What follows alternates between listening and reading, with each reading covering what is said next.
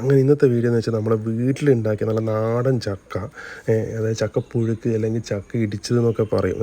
അതാണ് ഈ സംഭവം. അതായത് ഒരു എന്താ പറയുക, ചള്ള് ചക്കയല്ല, കുറച്ച് മൂത്ത ചക്ക ഉണ്ടല്ലോ, ചക്ക ആക്കിയിട്ട് നല്ല ഇത് നിങ്ങൾ കാണില്ല, അതേപോലെ ആക്കിയിട്ട് കടുകൊക്കെ ഇട്ട് വെളുത്തുള്ളിയൊക്കെ ഇട്ടിട്ട് അതിൻ്റെ കോമ്പിനേഷനായിട്ട് വരുന്നതെന്ന് വെച്ചാൽ നല്ല മീൻ കറിയും മുളകിട്ടതും പിന്നെ പൊരിച്ചതും, അതിൻ്റെ കൂടെ ഒരു പച്ചമുളകും ഉണ്ട്. അപ്പോൾ സംഭവം മീനെന്ന് വെച്ചാൽ കിളിമീനാണ്. നമ്മുടെ അടുത്ത് കണ്ണൂരൊക്കെ ചോന്ന കട്ട്ല എന്ന് പറയും. അപ്പോൾ അതിൽ മീൻ ചാറ് ഒഴിച്ചിട്ട് ഒരു ഇങ്ങനെ പെരക്കിയിട്ട് അതിൽ ഒരു കഷ്ണം മുളകും വെച്ചൊരു പിടി പിടിച്ചാൽ അടിപൊളിയായിരിക്കും, കഴിച്ച് നോക്കണം.